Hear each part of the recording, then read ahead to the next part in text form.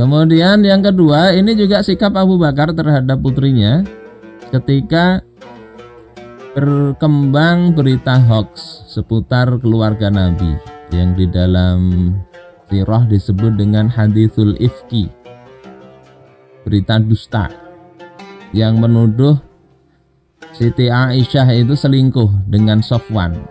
Gara-gara apa? Gara-gara pulang dari perang Bani Mustalik, kemudian Siti Aisyah tertinggal dan kemudian pulang itu diantarkan Sofwan. Nah, kemudian muncullah rumor macam-macam digoreng oleh para buzzer yang akhirnya ya berat itu terjadi pada keluarga Nabi. Berat. Sampai Al-Quran turun ayat tentang itu. Itu menunjukkan peristiwanya bukan peristiwa ringan. Keluarga Nabi terguncang dengan adanya hoax tersebut. Apa yang dilakukan oleh Aisyah radhiyallahu taala anha? Beliau minta izin kepada Rasulullah, sudah nggak tahan itu dengan ucapan orang. Kemudian Rasulullah sendiri kan juga nggak bisa memutuskan beliau itu. Gimana menyikapi itu? Ketika Aisyah itu merasa Rasulullah itu sikapnya agak berubah, beliau minta izin, nangis, minta izin kepada Nabi untuk pulang sajalah ke rumah orang tuanya. Ketika pulang, ditanya oleh bapaknya, tahu duduk persoalannya, akhirnya apa? Abu Bakar itu menyuruh istrinya ini untuk kembali sajalah ke rumahnya, ke rumah suaminya. Ini juga salah satu pikiran jangka jauh Abu Bakar As-Siddiq. Ketika ada problem seperti itu, kalau seandainya Aisyah ini tinggal di rumah Abu Bakar, meninggalkan rumahnya Rasulullah Shallallahu Alaihi Wasallam, walaupun Nabi mengizinkan karena ya itu kebijakan Rasulullah Shallallahu Alaihi Wasallam. Kalau diizinkan oleh Abu Bakar tinggal di rumah beliau, tentu berita itu akan semakin menjadi-jadi. Nah itu kan keluarganya pecah dengan Nabi misalnya, pisah ranjang dan sebagainya, itu jadi pasti semakin ramai lah. Dan ini sikap Abu Bakar, suruh pulang kembali, tidak diizinkan tinggal bersama beliau, hingga akhirnya Allah justru yang menjelaskan duduk persoalan ini. Karena kalau urusan seperti ini membela diri sulit juga. Benar sekalipun nggak bisa. Karena faktanya itu pulangnya bareng berdua dengan lelaki bukan mahram. Yang di dalam hadis pun nggak boleh berkholwat itu.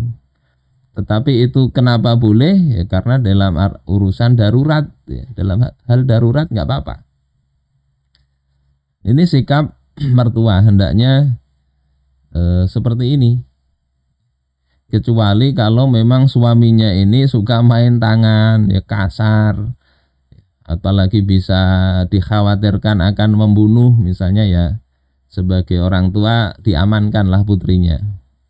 Jangan disuruh pulang, nanti dianiaya suaminya. Saudara-saudaraku sekalian rahimakumullah, ini peristiwa kedua. Yang ketiga, Abu Bakar ini termasuk yang dekat dengan istri beliau.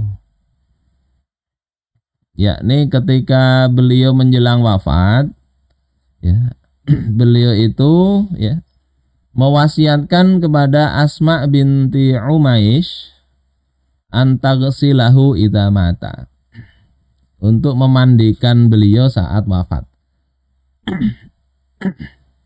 Jadi ini menunjukkan ya Abu Bakar ini dekat dengan istri. Kalau tidak dekat nggak akan berwasiat mandikan aku, nggak.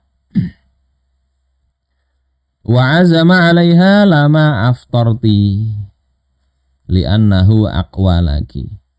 Dan Abu Bakar menekankan kepada Asma binti Umaish ini untuk berbuka saja kalau puasa.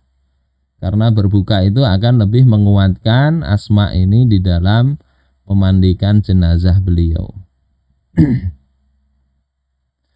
Fadzakarat yaminahu min akhirin nahar. Beliau kemudian si Asma binti Umais ini ingat sumpahnya ya, atau pesan atau wasiat dari suaminya tadi di akhir hari, yakni hampir-hampir menjelang berbuka. Fada'at bima'in fasyaribat. Beliau kemudian meminta air minum, kemudian beliau minum, kemudian mengatakan wallahi la utbi'uhul yauma hinsan. Demi Allah aku tidak ingin mengiringi hari ini, yakni hari wafatnya Abu Bakar ini dengan pelanggaran wasiat. Jadi beliau ini puasa, orang yang sering puasa walaupun bukan bulan Ramadan. Beliau puasa dan membatalkan puasanya karena wasiat Abu Bakar tadi. Saudaraku sekalian rahimakumullah, ini yang tersirat hanya sekedar wasiat, tapi yang tersurat hanya sekedar wasiat, tetapi ini dari sisi makna kita bisa lihat ya begitu dekatnya dua orang ini, suami istri ini, sehingga untuk urusan memandikan jenazah beliau pilih istrinya.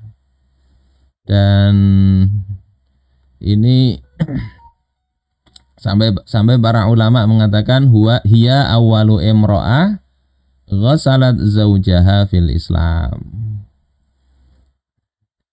Ini si Asma ini adalah wanita pertama yang memandikan suaminya di dalam Islam karena wasiat Abu Bakar tadi. Ini jangan kemudian ya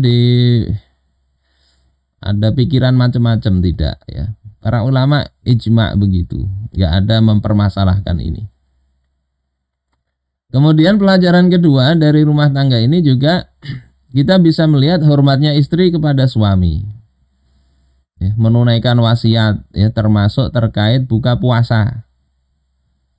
Nggak kemudian sayanglah ini sudah hampir berbuka kok membatalkan puasa, nggak begitu. Tapi beliau ya menjalankan wasiat suami ini. Ini pelajaran itu